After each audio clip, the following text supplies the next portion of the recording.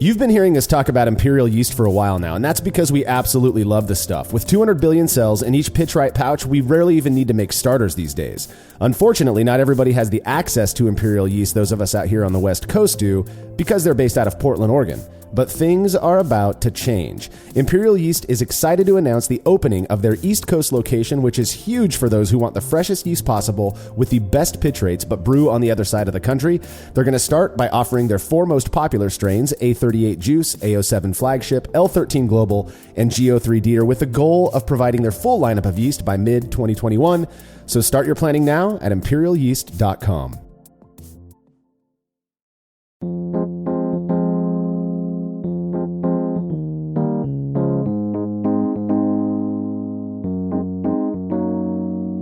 For most people interested in trying their hand at brewing their own beer, the first step involves picking up a starter kit that often includes the ingredients for an initial batch, which almost always relies on malt extract. Rather than acquiring the necessary gear and spending the time going through the process of an all-grain mash, brewing with extract can be done by pretty much anyone with a decent-sized kettle and a stovetop. Of course, there are those who are convinced malt extracts impart their own unique flavor, for better or for worse, when compared to beers brewed using all-grain methods. You're listening to the Brewlosophy Podcast. I'm your host, Marshall Schott, and joining me on this episode to discuss the differences between malt extract and all-grain methods as it relates specifically to stout is contributor Cade Jobe.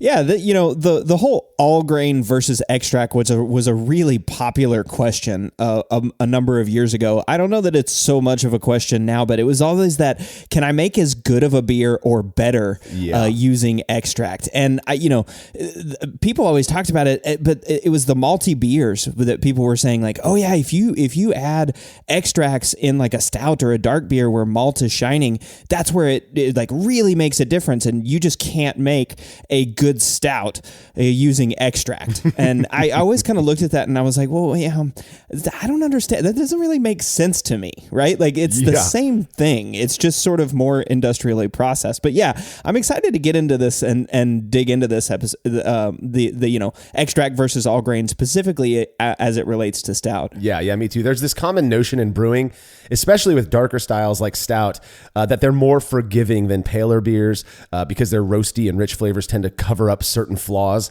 That was always the argument that I heard. This is a large part of the reason many new brewers, I think, are recommended to start with such styles like stout, porter, brown ale, stuff like that. You kind of hone your skills in the brewing process first before getting to those more delicate beers. Now, I am not here to make any broad claims about malt extracts. I feel like when we talk about things publicly like this, that people are so quick to latch onto one thing that we've said and then use it to kind of presume what we believe about stuff. A perfect example is the whole IPA. Marshall hates IPA thing. I actually love IPA, but I don't brew it very often. It's the same thing with this. I have my opinions about malt extract. That doesn't necessarily mean that it's bad or good. It's just an opinion based on my experience. And I just want to get that out there up front now because there's going to be no hate in this. Is it all in my head? I look forward to chatting with you about that, Cade, as well as the results of an experiment where you compared stouts made using either extract or all grain.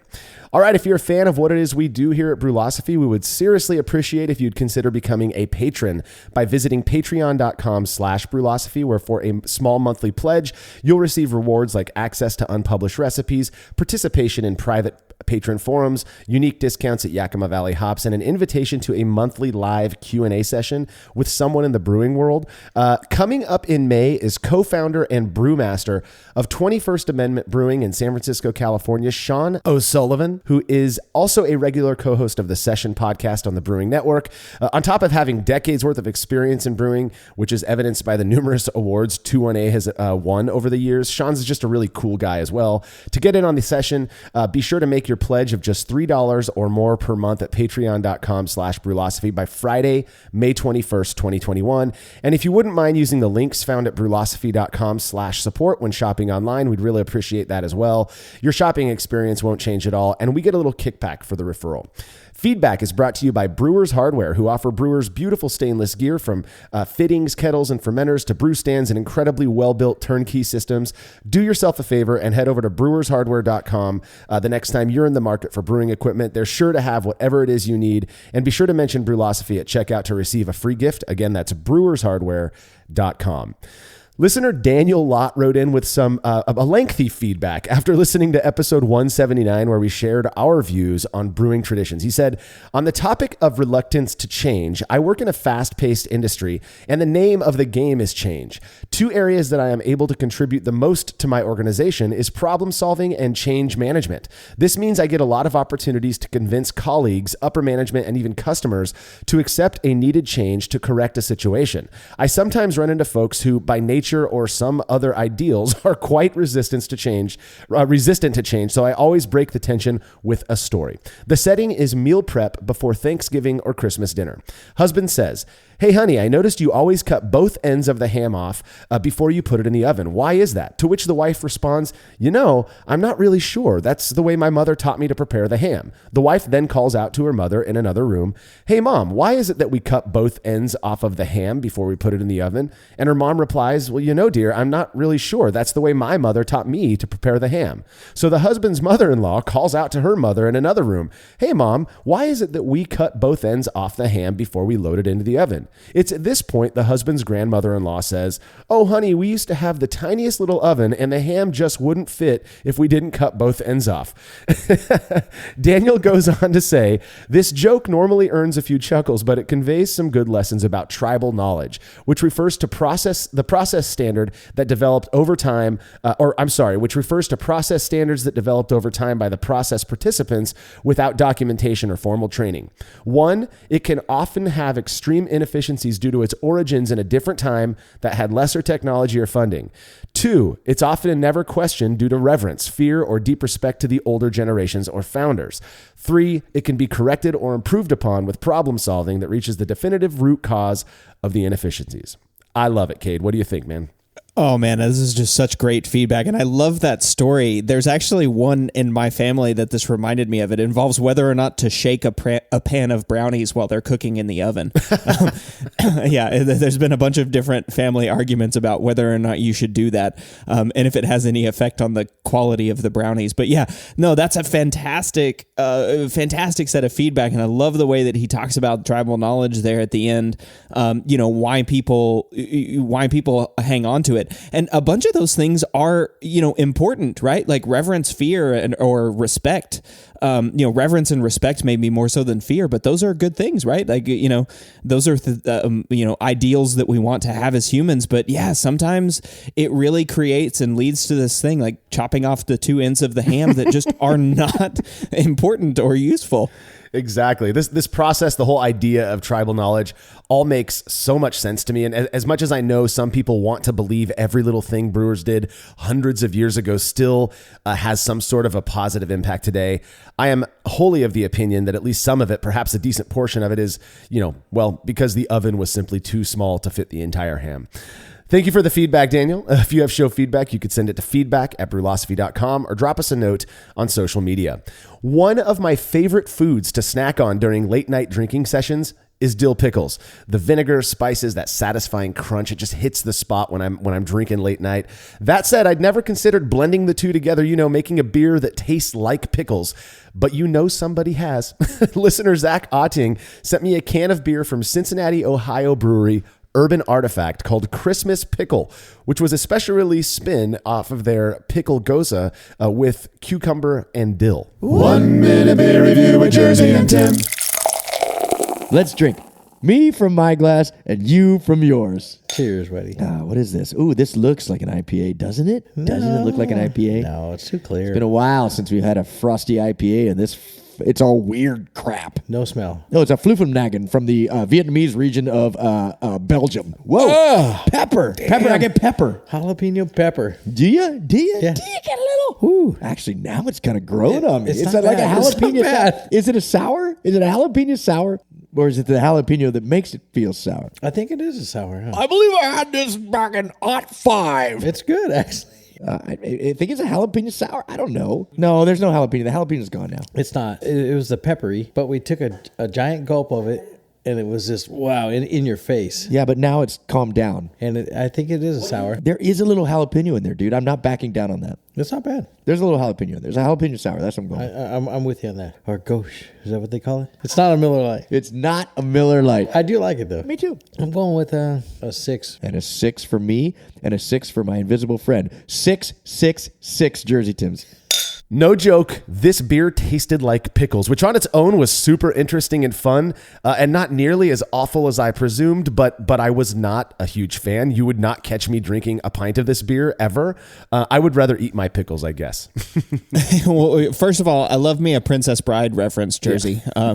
So I had to point that out, make sure that got called out. But yeah, that dill pickle goza actually sounds really good to me. I love eating pickles, especially like fried pickles whenever I'm drinking. Oh yeah. But it's that sourness and the salt that just goes so well with, I think, kind of like the sweet and bitter of the beer. And so I really like this idea. There was back in Fort Worth, Texas, there's a brewery called Martin House, which does a beer that I think it's literally called pickle beer.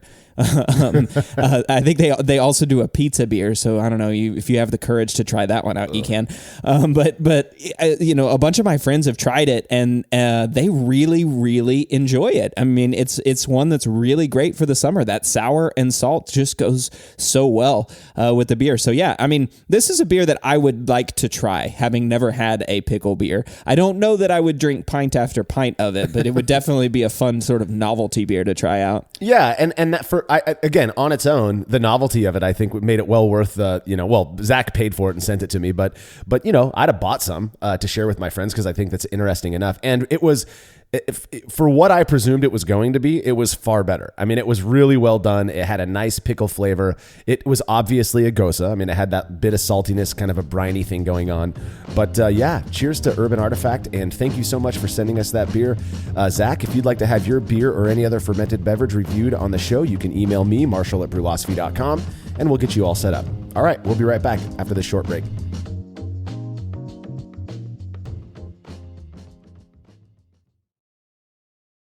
After a long brew day, the last thing I want to do is waste more time chilling wort. I've tried so many different options, and ultimately I settled on the super efficient immersion chillers made by Jaded Brewing. With the King Cobra and Hydra, I'm able to chill my entire batch of wort from boiling to just a few degrees above groundwater temperature in as little as 6 minutes. If an immersion chiller is right for your brewery, then do yourself a favor and check out all of the rad options Jaded Brewing has to offer at jadedbrewing.com, and be sure to let them know Brewlosophy sent you.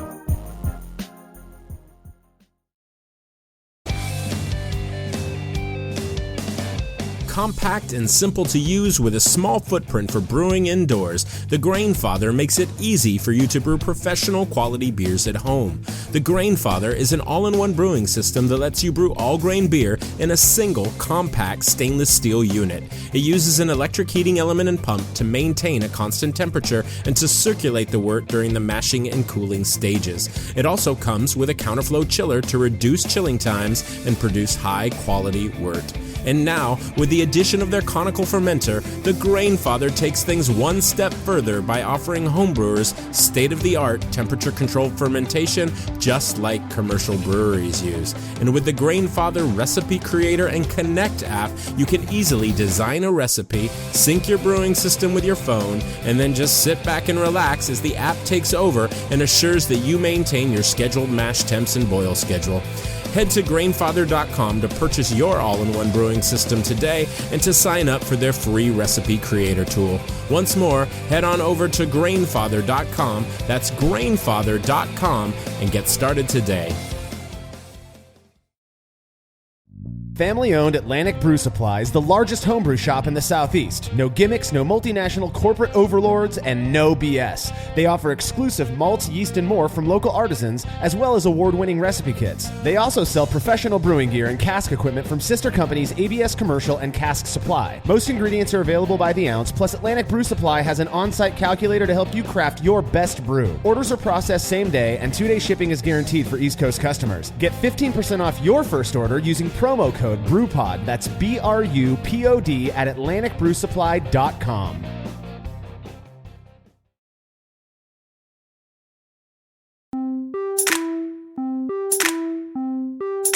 I started off brewing with extract because at the time, the only all-grain method regularly talked about was fly sparge, and I just did not have the room for such a cumbersome setup in my apartment. The fact that I'm still brewing today can certainly be viewed as a testament to the quality of the beer I made back then using those extracts. I mean, it was by no means excellent. I don't remember it beautifully these days, but it was good enough to keep me and my friends happy. It actually wasn't until I switched to all grain that I began to notice certain characteristics in extract beers that caused me to question this idea that extracts can be used to produce beers of identical character to those made with just grain. Now, we have talked about malt extract in prior episodes, but for the sake of thoroughness, let's spend some time going over some of the main points of this common ingredient. Well, sure, and I guess so that we'd have to start then with what is malt extract, and I think most people are going to know that it's just really concentrated wort, right? So the same thing if you're brewing with all grain, you're mashing those grains and converting those starches to sugars, and then running off that sugary liquid called wort, right? That's what you're doing in all grain brewing. Malt extract is just a dehydrated version of that wort, right? And there's two types: liquid malt extract and dry malt extract, and really the difference between those two is the amount that it's dehydrated, all the way dehydrated out, or still a syrup. Yeah.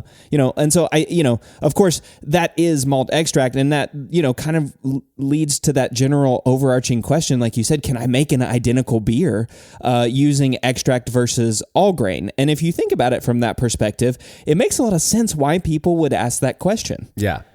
It makes a lot of sense why people on both sides of the opinion of that one would think that no, you can't, and others would think that yes, you can. For the yes, you can folks, I mean, it's grain. It's grain with all the water removed, or most of the water removed if you're using liquid malt extract, and then you're just basically rehydrating it, if you will, and reconstituting it and making this wort that you don't have to do a mash for. So why would it taste any different? Now, when you think about the process that's used to manufacture both liquid and dry malt extract, they are different. What I was told, what I've read, is that liquid malt extract, the manufacturers of this stuff, and I'm thinking specifically of Breeze here, they use a process for liquid malt extract wherein they are basically blowing cool air over the top of basically wort as to evaporate that water off until it condenses down into the syrup that we all know. And then that's your liquid malt extract. And they do that because they don't want to mess around too much with heat. They don't want the heat to have some sort of a negative impact on the extract. With dry malt extract, I believe they then take that liquid malt extract and they put it on these. This is the way it was explained to me, so I have this visual in my head of how it works, and I believe they keep the exact process kind of under wraps because it's proprietary. But they take that liquid malt extract, they spread it out on some sort of a cooling thing or like an evaporative type of coil, and then that dry malt extract is created from there. What's interesting to me, and this kind of goes for any style of beer that you're brewing with liquid or dry malt extract, is the argument over liquid and dry malt. And what I've noticed back in the day when I first started, the main reason you use malt extract was to skip the whole mash step, because that is, back then it was sold as being this complicated, convoluted process because of the continuous or fly sparge method that was so common back then. And so, back then the popular thing was all liquid malt extract. I'm curious where you were at when you got started, Cade, because you did not use dry malt extract back then. It got poo-pooed, man. Like that's the cheap stuff, whatever. Interestingly enough, nowadays, I find most people prefer dry malt extract over liquid malt extract because liquid malt extract is so much more susceptible to being oxidized and kind of going bad. Yeah, exactly. And I've mentioned a couple times on the show, I started with a Mr. Beer kit. So a buddy of mine got it for me for Christmas because he knew I liked to cook and bake, and got me a Mr. Beer kit, and then it was just on from there. Mr. Beer kit, for those of you that don't know, it's just a plastic, like little 2-gallon plastic jug, and it comes with cans of either hopped or unhopped liquid extract. So I started with liquid extract, not dry extract, but that's just just a function of the kit that I got. But yeah, I mean, the big benefit of those kits and why most brewers sort of start there is, like you said, it's skipping that mash step. And even as an experienced brewer, right? Like having brewed, I don't know if it's hundreds of batches yet, but brewed a lot of beer, that time for the mashing step, right? I mean, even if you're doing a short mash of just 20 or 30 minutes, you still got to heat your water up. You still got to let it sit there for 20 or 30 minutes. And then you still got to raise the water up to a boil, right? So that's time. And if you're doing an hour-long mash, that's an hour and a half, or maybe even 2 hours of most brew days that's dedicated just to that one step. Yeah. So even as an experienced brewer, I certainly can see the benefit of using dry malt extract or liquid malt extract, and not just the time savings, but I'm going to say this, and I think this is one of those instances where people are going to like latch onto this and go, "No, you're wrong, Cade." But I think I would say DME and LME are pretty damn consistent in terms of the sugar content that they're going to add to the beer, right? So if you are looking to hit a specific number and have a specific, original gravity, using DME and LME is really, really useful. I mean, I think about all the times where I've gone under my, my target gravity, like under significant, like 15 or 20 points for whatever reason, mill gap, or I had a stuck sparge, or who knows what, right? But for whatever reason, adding DME and LME at that point gets you back up to that OG, generally without any problems, or at least I would say, I think generally without any problems. And that's again, sort of that question of, is the use of malt extract changing the quantity or the quality of the beer? Yeah, again, I'm with you. The predictability of malt extract, I think, is one of its biggest benefits. It's one of the things it's got going. It's very easy, for you to take malt extract and know, you plug into your calculator exactly how much water you're going to mix with exactly how much extract. And as long as you know your boil off rate decently well, you're going to hit your numbers. I mean, it's very predictable on that front. And that's one of the things I appreciate about it. I have been known to say that given the modern mashing methods that we've come up with over the last couple of decades, from brew in a bag and batch sparge or no sparge, that making beer is just as easy all grain as it is extract, if you're cool with adding an extra 45 minutes or so to your brew day. I have a feeling the reason a lot of people shy away from converting from extract to all grain is because their fear of messing up another piece of the process, right? Fewer moving parts. If I don't have to do this one thing and I can just buy extract that somebody else did it for me, right? They did this mash for me and it's all done. Then I can produce the same exact quality of beer. Then I'm still brewing, right? I'm still doing this thing. My personal opinion about this is that the whole mashing step is such an integral part. That's what makes me feel like I'm brewing, that smell of the grain mixing with the water, and then having the ability to tweak little amounts of certain grains to really get the character that you're looking for. Now, probably the most popular, in fact, based on our own survey, the most popular extract brewing approach is what's referred to as extract with steeping grains. So you take a certain type of malt extract, and there are various colors, which we'll hit on here in a sec.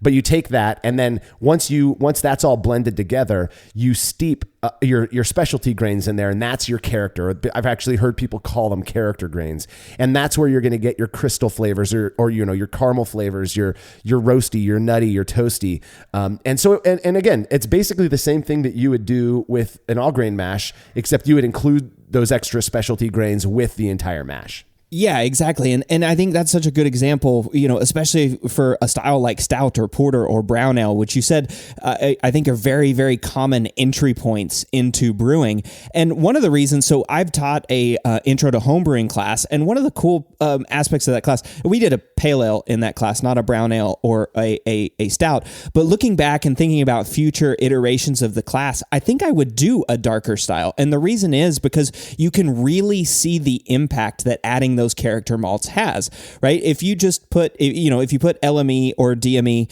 into a batch of beer, or you can see the color, right? It's going to be, depending on what variation you use, is going to be light or something. But then you add those dark characterful malts and taste the wort after you steep those grains, you can tell a huge difference in the beer. And it explains a concept that I think a surprisingly a large amount of brewers didn't really understand or necessarily make the connection with. But the main alcohol and sugar fermentable content is coming from that extract, that base grain. You're not getting any fermentable sugars from your character malts, right? You're not getting much, right? Yeah. There's a little bit contribution, yes, but that's not the bulk of where you're getting your fermentable sugars, right? Yeah, exactly. Yeah, you're getting very little from those, and so that it's just tweaking flavors at that point. And I think that's also a cool way to think about designing recipes in the future. Yeah. If you are all grain brewing. So again, I love malt extract as an easy entry point into brewing. And I think that's why so many people start with those styles, because you can really see the impact that character malt has. And then, again, I keep sort of bringing this up at the high level take, but it's that, does then adding those, changing the base grain versus like the character malts, right? Does that actually, can I produce just as good of a beer, or can I make just as good of a beer using extract and avoid that whole mashing step? And I think there's sort of a distinction that we come to, which is, does it taste exactly the same or just as good, right? I think those are differences, and I love that difference. Different but equal. You know what I'm saying? Like qualitatively equal, though different. And I feel like it for some reason in brewing, if anybody proposes that one way leads to a difference, there also, what gets attached to it erroneously is, well, and that difference is bad, and one way is better. Not necessarily, at least that's not how I think. Now, let's focus a little bit on the different types of malt extract. If you go walk into a homebrew shop right now and you go to the malt extract section, you're going to see various different colors, basically, of malt extract. Now, when I started brewing, this was back in 2003, if you were going to make a stout, you could buy the Stout malt extract, for us, it was, LME, liquid malt extract, but nowadays you can even get DME, and it's dark, and you mix that with water, and maybe you add a little bit of steeping grains, but you really didn't need to. It was I never did. The first stout I made, I didn't add any steeping grains because I had this dark malt extract. The issue with that is that I didn't have any control over what I was doing other than pouring extract in water and mixing it up, right? The producer of that extract is the one who made that dark extract. They're the ones who picked the other grains that were going in it along with the base malt. That wasn't interesting to me. I wanted to be a bigger part of it. And that's why I started doing what I feel like is more common these days, which is going with the absolute lightest malt extract you can get, which usually is Pilsner malt extract, or what they call ultralight or golden, and then using steeping grains with that. Have you ever, Cade, made a beer without steeping grains, a darker beer like a porter or a stout without steeping grains, just the malt extract, and kind of going with the grain bill that the producer came up with? Yeah, I have. Actually, the second beer I brewed was a dark beer. I think it was a porter or a stout. I can't remember exactly what it was. All I remember about it was dark. And unfortunately, the reason I know that it was dark was because whenever I was dumping it out, because it smelled like gym socks, like nasty gym socks, for a totally unrelated reason. Okay, I didn't sanitize or clean the fermenter. That was before I knew that. But yeah, it was definitely dark, and I did it. And there are, like you said, all those kits that come with those pre-mixed extracts, like Mr. Beer, for example. You can buy the stout kit, and it just comes in a can that you just rehydrate with water, boil it a little bit with hops, or buy the pre-hopped version if you want to do that too, and then ferment it. And yeah, there's all these sort of different versions: Pilsner, ultralight, pale, amber, dark, but you're relying on the manufacturer to decide what grains go in that, right? I mean, surely the Pilsner one is going to be just Pilsner, right? But what's in ultralight versus pale? Or what's in amber? What kind of crystal grains are in amber? Or worse, like you said, in dark? How, what's the percentage? What's the contribution of each of these? Is it dark chocolate or is it coffee? Yeah. And I know Brees will list the grains that they use. I believe their standard pale, or maybe they're calling it ultralight now, is like 90% pale malt with 10% carapils. I believe their Pilsner dry malt extract, at least, is just 100% Pilsner malt. So that what I'm seeing nowadays, when I see an extract recipe or somebody shoots me one, for some reason, people think I'm a really good recipe guy. And so they email me recipes. They just want to hear my thoughts on it. I almost always see Pilsner malt extract with steeping grains. And I will, strong opinion here, if you're going to brew with extract because you just don't feel like doing a mash or you don't want to jump into all grain just yet, go that route. I have the extract beers that I've had, in my opinion, again, that have tasted the best, that have been the most characterful. And I'm talking from, the palest lagers all the way up to Imperial Stout, are the ones that are made with straight, Pilsner malt extract, usually dry malt extract, and then have the steeping grains, those specialty grains steeped in the wort afterwards. And that's the route I'm taking. The few extract batches, there have not been many that I've made since I switched to all grain, have been done that way, and I've been pretty pleased with the outcome. Yeah, and that's how I would encourage people to start. I mean, probably most of the people listening to this podcast have already brewed their first batches of beer. Sure. Right. But if you have friends or something and you're trying to get friends interested in the hobby, I think it's I don't want to say, I don't want this to sound mean or harsh, but I think it's boring now to just do an all extract batch. It's really easy, but it just doesn't. I mean, I think somebody that's interested in a hobby or wants to learn about brewing, adding and steeping those grains is just fun. Yeah. It's a lot of fun for people to watch and to see. And so that's where I would always suggest that people start, rather than just doing a straight extract batch. Start with, like you said, a light LME or DME, ultralight, Pilsner pale, something like that. And then add your steeping grains, and then do your hops and boil. I really agree with that approach. Yeah, and arguably, you can get away with still having that creative touch by choosing the mixture of specialty grains that you're going to use. And I'm telling you, if you steep, for a 5-gallon batch, a pound of roasted barley with half a pound of C60 and maybe some Victory malt or something like that, you're going to get a very dark beer. It's going to be a stout. I mean, it's going to look like a stout. It will have those same characteristics because those grains don't need to be mashed. You don't need to convert with roasted barley. There's nothing to convert, right? The starches into fermentable sugar. You're just extracting the characteristic from them that you want in that beer, which makes it very easy. It's why people are able to get away with brewing good beers from Pilsner to Stout using extract. Now, there is whenever we talk about this, I get a million emails. There is this thing that brewers talk about who have gone from extract to all grain. I know a lot of extract brewers who absolutely deny the existence of extract twang. And this is at least on an anecdotal level, this perceptible kind of sharp, odd characteristic in beer that are generally made with malt extract that a lot of people attributed to the fact of using malt extract in the beer. And I don't know how else to explain it. I feel like twang is the perfect word for it. It's just this odd kind of like, not lactic sourness or tartness, just this weird sensation at the back of my palate, in my mouth that kind of causes that one eye closed kind of type of thing. And it's interesting. I have had extract beers that don't have it. It is not a ubiquitous thing in all extract beers, but I have certainly had extract beers that do have this twangy character.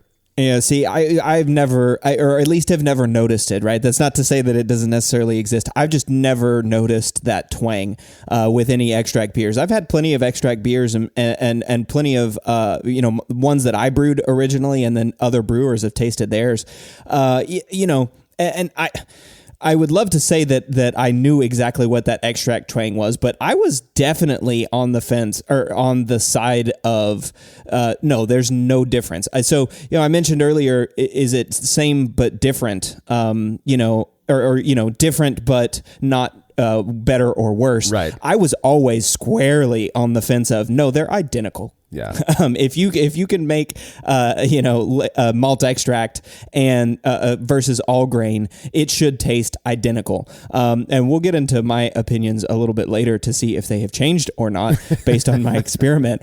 But that's a fun one, right? And people talk about that twang all the time. It was never something that I experienced, and I had really strong opinions about it. There were just, you can make not just different but equally as good. You could make the identical beer with malt extract versus all grain.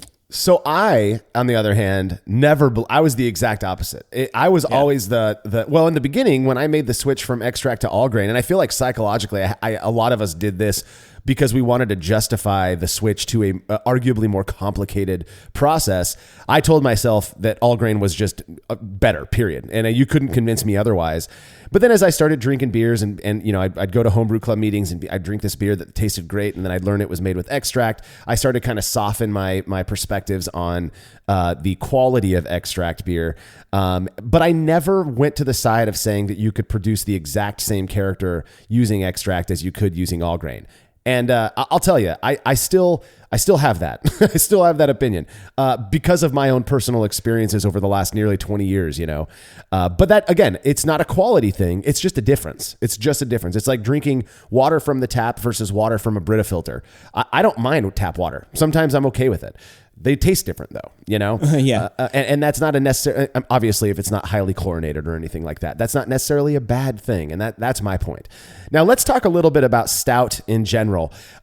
When I think of stout, I mentioned it earlier, I think of a style of beer, for brewers at least, that is pretty damn forgiving. It's got so much roasted character. It's got a sweet thing going on because usually a good stout, unless you're making a dry stout, probably my favorite style of stout, but it usually has a little bit of crystal malt in there, especially if you're going for one of the higher ABV American style stouts or a sweet stout or something like that. You can get away with not making a perfect beer or doing your perfect process, or maybe not using the freshest ingredients, because it has these characteristics that sort of cover up if there should be any small mistakes. And so I remember thinking, if I'm going to use extract, I'm going to go with something brown ale or darker up to stout, because you're not going to taste that twangy thing. Interestingly enough, a buddy of mine about 4 years ago gave me a stout that he made. He just got bored one day, and he's an all-grain brewer, but he made this extract stout that had undeniably that twangy thing going on.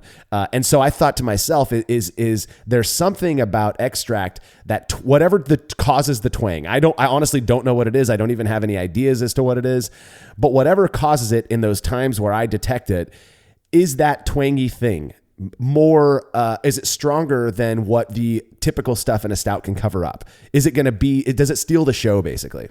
Yeah. And that's interesting too, that stout, certainly seems like a forgiving style, but it's so malt heavy, right? I mean, it's a style that showcases malt. And so, to me, it's also a really, really good, a good example of, if you're going to look at those two methods, if you're going to look at, extract versus all grain, it's a great example to do that, because while it is sort of forgiving, a huge amount of the, essentially all of the fermentable sugars. Now, again, I keep saying essentially all. There is a small amount that you get from the character malts, but essentially all of the fermentable sugars are going to come from a different place, right? And so to me, even though you do have those character malts, you've got a malt forward beer that you're able to test. And we've talked a bunch about those character malts in a stout, but it's that coffee, that burnt flavor, not like acrid, right? But that like nice, pleasant, really dark chocolate flavor, and that can cover up a lot. Yeah, it really can. That kind of coffee, ashy thing that you get from those dark roasted malts. It's just what contributes to making stout a somewhat more forgiving style. I feel like there's going to be some stout lovers out there who are like, why are you talking so bad about stout?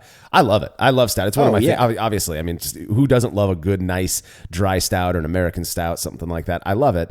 We're just saying that because of how much character there is in this style, that you have a little bit more leeway in your process and ingredients that you use. Now, brewing stout is no more difficult, in my opinion, than brewing any other style of beer. If you're going in the all grain route, there are a couple different options that I've seen people do. One of the concerns with stout, because you've got so much roasted grain, is that by including those grains in the entire mash, you can reduce the pH a bit too low. I've stopped being too concerned about that, and I've found that even when I make a stout that has, all of these roasted grains full in the mash, my mash pH is still above 5.0, and I know they say the sweet spot's 5.2.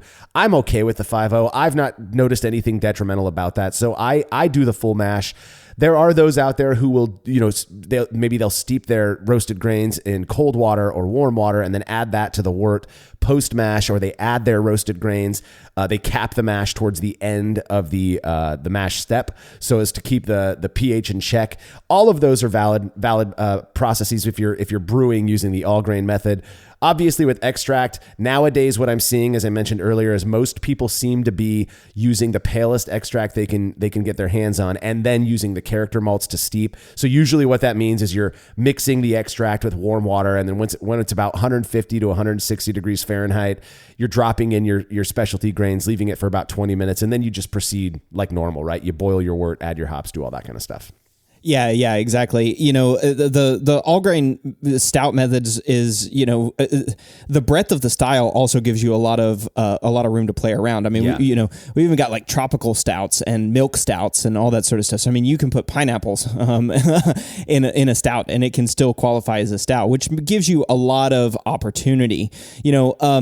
But I generally think about stout recipes, like I said, of using some base malt.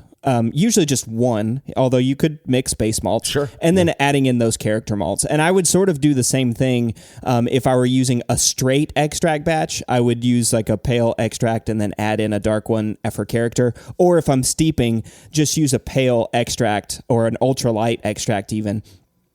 And then just add your character malts there too. Yeah. But mashing over a period of time, I have my own opinions about whether or not to add, character malts during the mash. I do it because it's super easy to just add some baking soda in if your mash pH gets too low, if you care about mash pH. That's exactly how I would do it. And this is at the mash, because this is where you're making the wort. That's really where the differences in all grain and extracts start, right? And one of the basic ones, and maybe this explains some of that twang, is the water profile or the minerals that are actually in the extract. If you're doing all grain, you get to control your water profile and the trace minerals. But if you're using extract, you don't get to. The manufacturer has determined what mineral profile will impact or give them the best results in their extract. That is a really good, in my opinion, or a valid presumption as to what may be causing that twang, is that the water profile of that was used to produce the extract, it was just designed to have that, whatever it might be. Another one that I heard that I think is fair is that you'll get the twang in beers made with older oxidized liquid malt extract, which is why it's recommended to use dry malt extract, because it doesn't oxidize nearly as quickly because it's not liquid as the liquid stuff. So I don't know. I don't have a strong opinion on it because I don't want to offend anybody, but I am a fan of using dry malt extract and the palest version that you can get. Now, I think it's fair to say that you wouldn't expect there to be any differences between a stout made with all grain methods and one made with malt extract. Yes, I agree. So for me, what I would expect in the one made with all grain I would expect that one to taste like a standard, if it was made properly, to taste like your standard stout, to have kind of that grainy, roasty coffee flavor and such. The one made with extract, I would expect it to have all of those same characteristics, but with that sweet, kind of a sharp sweetness that I get, not necessarily the twangy part, but that kind of this sharp sweetness that I seem to always get in extract made beers. There is an interesting observation that I've made whenever I've used extract, and that's that they don't seem to ferment out as low. They don't seem to attenuate as low as those made using all grain, which again could be attributed to the fact that when I'm brewing all grain, I get to choose my mash temperature. Whereas if you're using extract, you're going with whatever the manufacturer mashed those grains at. And I would imagine that has some sort of an impact on fermentability. I'm not entirely sure. Now, I made a couple of extract kits prior to converting to all grain. Both had that quintessential kind of sharp sweetness I was just talking about that I've come to associate with extract. But I should also say this was very early in my brewing. I've since made many batches of all grain stout that have come out really, really quite tasty. While stout may be better able than Pilsner to hide flaws, it seemed to me that the different flavors imparted by extract and all grain could still be noticeable, which again is not necessarily a bad thing. Well, Cade, you put it to the test. Results from that experiment when we're back from this break.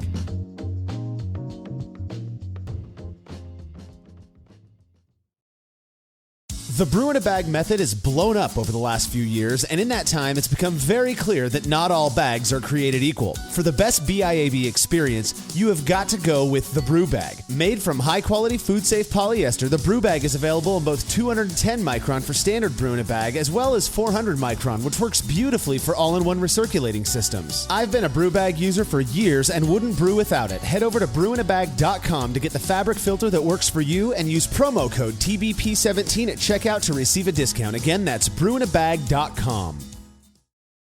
Have you ever thought about adding a port to your kettle but held off because you didn't feel like drilling into your gear or sending it off to have someone else do it? From the makers of the world's fastest counterflow chiller, the Exchillerator, comes the Hangover, the easiest way to add extra ports to your kettle as well as countless other options. Mount a faucet to your keg for easy portable pouring. Set up the perfect whirlpool arm. Hold a heating element in place. All of this and so much more without permanently modifying your gear. Manufactured right here in the United States, the Hangover offers brewers too many convenient solutions to list here. So head over to Exchillerator.com today to see what the Hangover can do for you.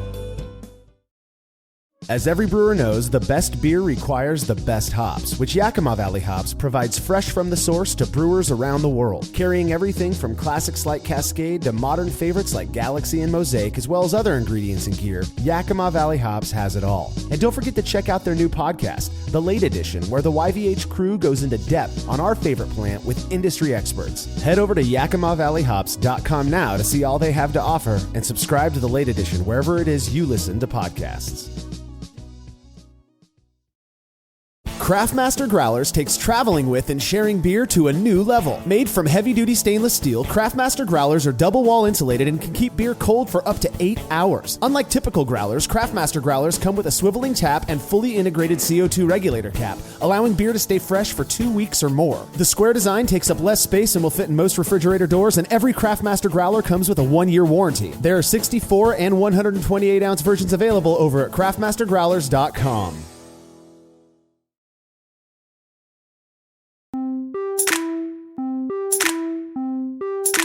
I love a good stout and have made quite a few in my day, some using malt extracts while most have been made with all grain methods. I've also sampled many versions of stout made by others who use these different approaches. I always get crap for saying this, but in my experience, those made with extract have a very particular character to them compared to those made with all grain, but that doesn't mean one is better than the other necessarily.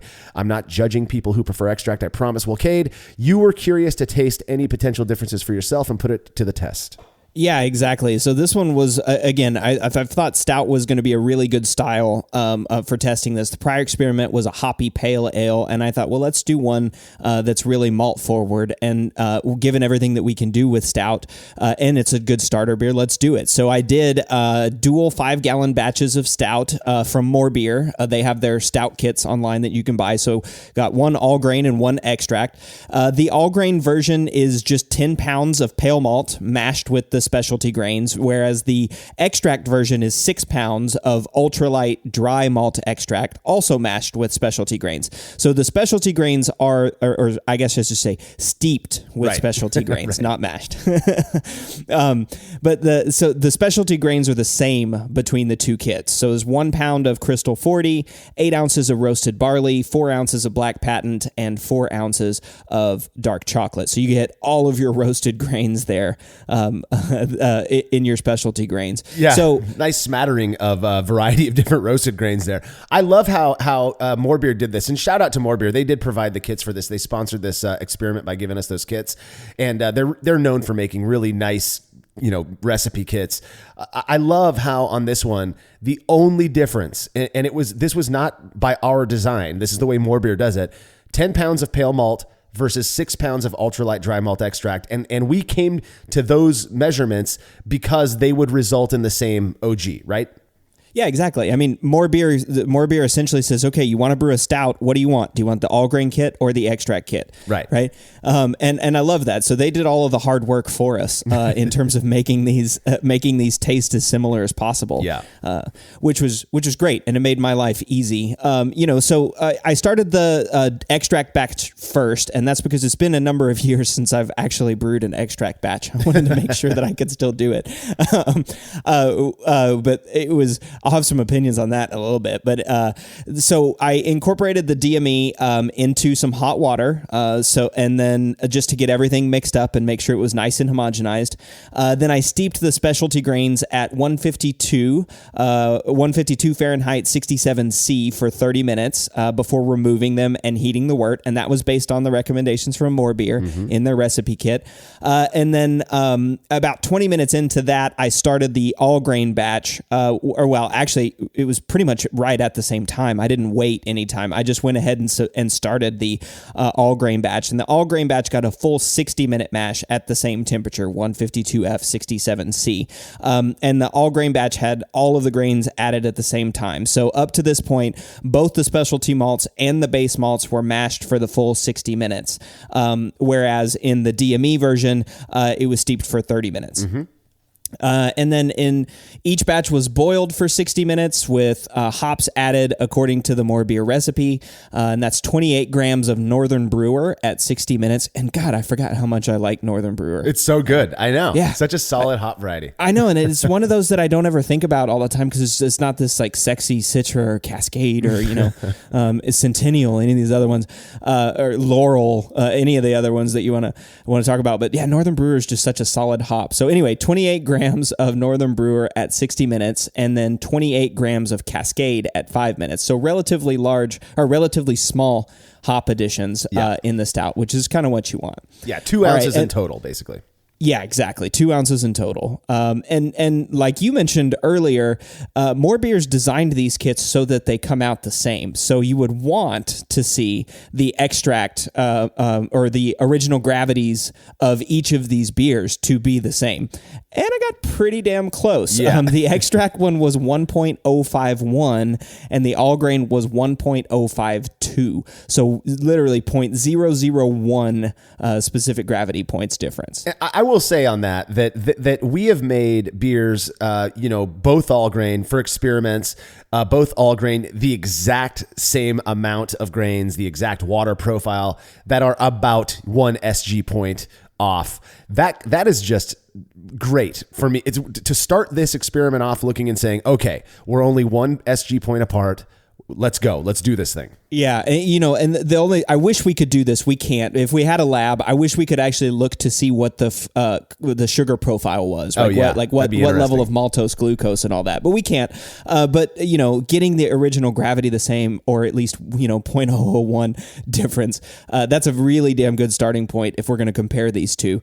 Then I racked equal amounts of wort from each batch over into SS brew buckets before pitching a single pouch of Imperial Yeast A10 Darkness, which was actually my first time playing with that yeast. I really enjoyed that yeast. Yeah.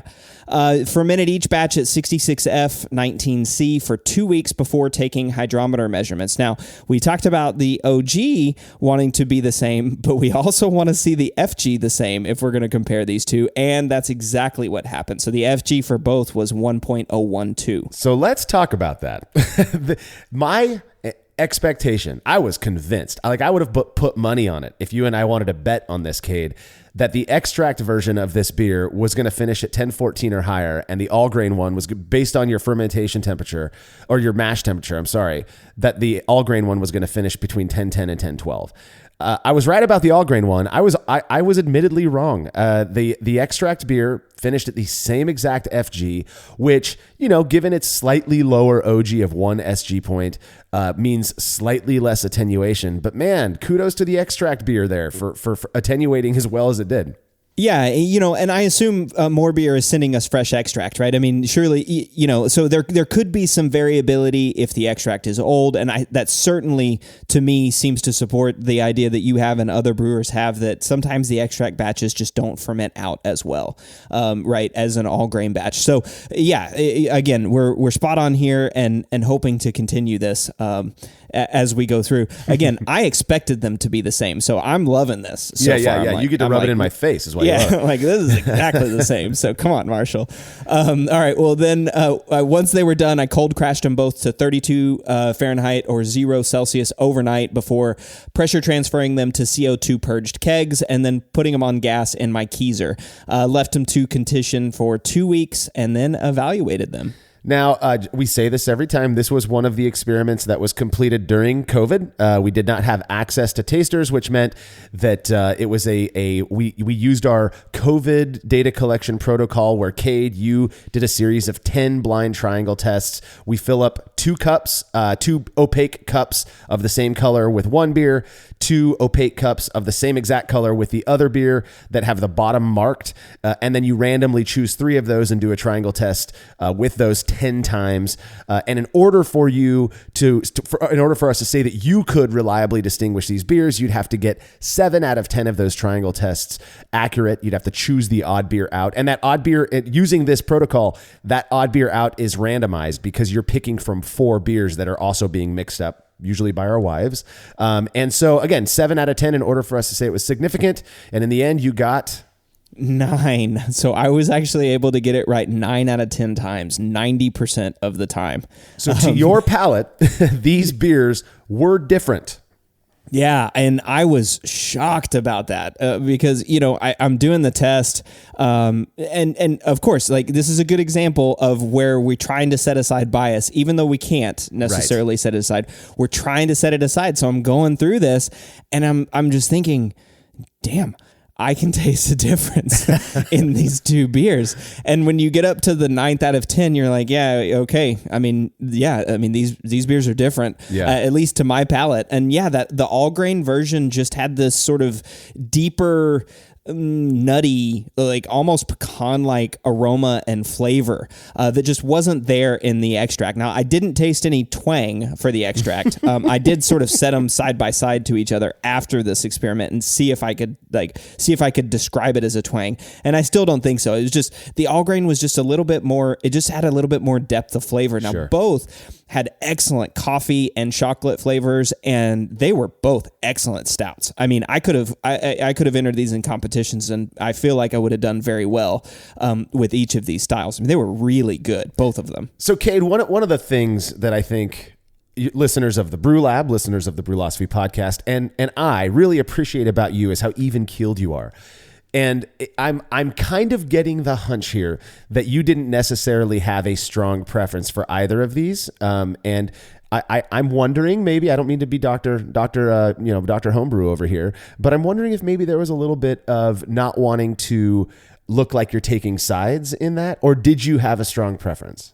This is fun too because a little bit of a backstory. So I didn't put a preference in the original experiment draft, and Marshall was like, "Come on, surely you liked one of them more." They're kind of pushing me on it. No, it wasn't because I didn't really want to offend anyone. It was probably because I didn't want to offend my own preconceived biases, I guess. But yeah, I liked them both, and so I really didn't want to say what the preference was. But if I had to choose, if I really just gun to my head had to choose, the all grain one just had a little bit more depth to it. And I liked that. It was a little deeper nuttiness, and I liked that. But again, both of those beers were fantastic. And so I started sort of the top of the show talking about this. Can we make them different but equally as good? Yeah. And I would say yes, absolutely. Now, they were not identical, which is what I expected. I expected them to be identical. But both were equally as good, in my opinion. Yeah, and again, I appreciate your hesitance to choose one, preferentially at least. I will say that using terms, descriptors like deep or depth, more character, a nuttiness, that those are descriptors that are very appealing to me. And so even as an outsider who didn't get to try both of these beers like you did, I'm looking and saying, well, geez, if I have the ability to make an all grain version of it, I'm going to go that route if I get that depth of character, because I love that. But at the same time, I've had many extract made stouts from other home brewers who send them in to me, or at homebrew club meetings and such, that are excellent. Like you said, they're very, very good. I don't get that twangy thing. I do still absolutely taste that twang in some beers. And a little thing that I wanted to save for the end of us talking about the experiment, I've also gotten that twangy character, the same exact one, in all grain beers. So it's not something that I think is necessarily an extract only thing. For some reason, and this is why I'm so hesitant to come up with what I think is causing it, there's something about I'm assuming it's a storage issue, but there's something about certain beers, whether it's extract or all grain, that is happening that create this kind of twangy experience for me, at least. Thankfully, these days, I think people are taking their process steps a bit more seriously, and I really don't get that experience very often anymore. So, well, I love this experiment in part because it feels good to have my own ideas confirmed a little bit, and that idea is that extract does seem to impart, again, this supports the notion at least, that extract does impart its own unique flavor compared to brewing with just grains, but that does not mean that it's necessarily better or worse. It's just different. And I feel like that's a beautiful thing, that we can just accept that if you're using one type of an ingredient, which is very, unique on its own, and you're comparing that to another unique ingredient or a beer made with different ingredients, it makes sense that they might taste different. And there's nothing wrong with that. So again, great experiment. I can't wait for us to get back to data collection and maybe repeat something like this with a porter to see what other tasters think. But we did get some reader comments on this one that we're going to go over. First one comes from Scott. He says, I wonder if they would be easy to tell apart after conditioning or aging for a few months. Definitely not. So I brewed those beers back in January. This is almost 90 days, and finished off the last pints of it last week. Well, almost all of it. And no, they still tasted just really fantastic, even after age. I mean, you could, like I said, I can still tell a difference, but again, that difference is really, really, really subtle between these two beers. So I've found that with experiment beers, I'm not brewing too many side-by-side experiments anymore. You guys are taking care of the brunt of that. But what I used to find was that unless the experiment was something like cold side oxidation, that for the most part, the beers, even if there was a recognizable difference, a statistically significant, a distinguishable difference between these beers, that the longer they aged, the less disparate that difference became, if that makes sense. They kind of came closer together, almost like there's this concept of regression towards the mean type of thing, and that was always my experience when I had beers sitting around for a while. That even if people could taste a difference in the beginning when we collected data, they kind of got similar, more and more similar as they aged. Like, I can't say that that's a completely universal thing and it happens all the time, but that was my experience. So next comment comes from John. He says, I wonder if the difference you noted would be more pronounced in a lighter beer. I have been a believer in extract twang, but I am curious if it was just poor practices post-fermentation that led to this. An experiment between an extract and all-grain blonde ale or pilsner would be a good one. Yeah, and that one was sort of an interesting question to me too, because if you just totally cut out all the character grains and everything else and just brewed straight from extract versus all grain, yes and no. I could see both sides of it. Again, my perspective is always that it's still probably going to taste identical, right? Or at least similar enough that it's not really going to matter. And that's, I think, still my opinion based after, even though I was able to tell a difference in these two beers. Oh, it's funny. You were saying earlier, the words like depth and deeper, and that made you, say like, I'm just going to brew it all grain. And I was sort of shaking my head there going, no. That just means that, I could make just as good of a beer using just the extract method. I'm not sure that it would come out more in a pale ale. I mean, I think at this point, or in a light lager or anything like that. I think we've seen it in a hoppy beer. We've now seen it in a dark malty beer. My guess would be it would be very similar results in a light lager. So if I'm not mistaken, the very first extract experiment that I did was a comparison. It was again, More Beer has a Maris Otter extract, and it was a liquid malt extract because back then, was it 6 years ago or so that I did that one? You didn't use DME, man. You used liquid malt. It's higher quality. So I got this liquid malt Maris Otter extract, and I compared that to a 100% Maris Otter all grain batch. Unfortunately, at the time when we did that experiment, I don't think we had adopted the triangle test protocol that we're using nowadays. So I just served it to a bunch of people with a survey at my homebrew club meeting. And I'll tell you, a lot of them thought they were more similar than they were different. We'll put it that way. They were, in my experience, so easy to tell apart though. And it was that same thing. I just got kind of this kind of rich sweetness out of the extract one versus the all grain one. The reason I bring that up is because that's about as close to, I think that's the palest one we've done so far in the extract versus all grain experiment series, if you will. But we will get around to doing it. I'm kind of with you, Cade, though, that there may be a difference, but it's not going to be so drastic as to make one necessarily better or worse than the other. But only time will tell. We'll have to do that one in the future. Next comment comes from Paul Graham. He says, my experience with extract beers, even tasting them now, is that you can almost immediately tell it is homebrew. That's an interesting comment. There's a lack of body and depth to most of the ones I've ever made or tasted. For that reason alone, I urged noobs to go into brew in a bag or another all grain method rather quickly. I've seen more than one extract brewer become disenchanted because their beers didn't taste like the others in the homebrewing groups I've been a member of over the years. Yeah, I can certainly see this.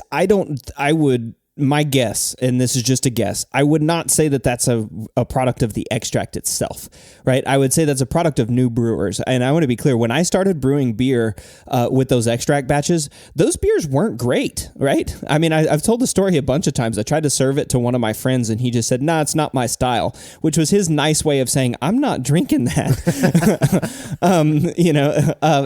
But that was because... Again, I think that was because I was just really fresh, and adding too much water to the carboy or adding too much water to the extract will thin out your beer. Again, I think that's not specific to the extract itself. Right. I think it's to young brewers or new brewers, and I would again suggest. Absolutely. Starting with extract and steeping grains is a fantastic place for people to start off, right? Because you don't have to do brew in a bag. You don't have to do this incredibly complicated mash step, or not incredibly complicated, but somewhat more complicated mash step with a bag and have additional equipment and all that sort of stuff. So I think there are costs and benefits to both. I wouldn't attribute any, loss of body to the extract itself. Yeah, I could go down a rabbit hole on this one, but I'm generally with you. I feel like it's so that brew in a bag and other no sparge methods are so easy to get into these days that I don't understand why anybody would actively push that brewers start by using extract. I remember probably 6-7 years ago, there was this huge thread on a homebrewing forum about the importance of new brewers starting off with extract so that they can get the experience under their belt of knowing what it's like to start. And I just think that's such a foolish argument. Now, if you live in a small apartment and you don't want to brew, you want 5-gallon batches and you don't want to get a 10-gallon kettle so that you can do a full volume, all grain mash, I get it. Extract with steeping grains is great. But if you've got a garage or a space where you can fit a slightly larger kettle, you're not going to spend that much more on the gear that it takes to brew in a bag batch versus extract. That's just been my experience. And the people that I've talked to who have, I guess, kind of consulted with me jumping into homebrewing and all grain immediately have been quite happy. I mean, my brother's one of them, and he loves his all grain brewing setup, and that's just the way he's never brewed an extract batch, And I don't want to go too far off into the weeds on it, but yeah, I sort of liken it to a cake mix, right? Like if you think about it at the grocery store, you've got cake mixes, and you can make that cake mix, just add eggs, water, and bake it in a cake, and you're going to have a fantastic cake that comes out. That's kind of how I think about extract, right? It's an easy way to start, whereas like making a cake from scratch, having flour and and getting the egg proportions all right, that can be hard. Sure. And you can have the same outcomes, right? By starting too hard with all grain and that stuff and making a batch that doesn't hit your numbers or that's frustrating because the brewing is a little bit more complicated. Yeah. And then you just stop the hobby that way too. So I think there's both sides of the coin, and I don't want to get too far off into the weeds, but yeah. It's an easy topic to go there with. I actually think Right. Reddit user Jean-Claude Grandam's comment summarizes my perspectives on this fairly well. He says, I'm a very new homebrewer here. The biggest difference I noticed moving from extract to all grain is that once I decided to move to all grain, I also started paying more attention to individual aspects of the purchase rather than just buying it in a kit. I love the results of this experiment. I'm just thinking that by the time people switch from extract to all grain, they're taking their brewing more seriously, so they start to pay more attention to different aspects of the brewing process, which then leads to it tasting better. Absolutely no intended disrespect to extract. My friend sticks to only extract, and his stuff has been fantastic so far. Yeah, excellent. I think I totally agree with that comment. You know, like I said, it's since most people start with extract, most of the beers that are brewed with extract are from starting brewers these days. It's just so fun to jump off into the all grain. Like you said earlier, all grain is, to me, what makes brewing fun. It's controlling all those little aspects, you know, the mineral profile, the different malts, playing around with the different amounts of malts, not just, 60% Pilsner and, 20% wheat, 20% flaked oats. You get to play around with like Cara Munich, Cara Pils, add some of this, add some of that. And then with hops, you get to change around all that stuff. And that's what's fun, right? That's what I like to do in cooking and baking. And that's what makes brewing really interesting to me and fun to do. Yeah, man, I'm right there with you. Well, Cade, that's all we've got on the impact Brewing with Malt Extract has on Stout. Is there any final words from you? No, I think this experiment should encourage anybody who wants to brew extract beers or all grain. It should encourage both of you. You've got some evidence now from both sides to say, oh, the extract grain was better. Cade preferred it.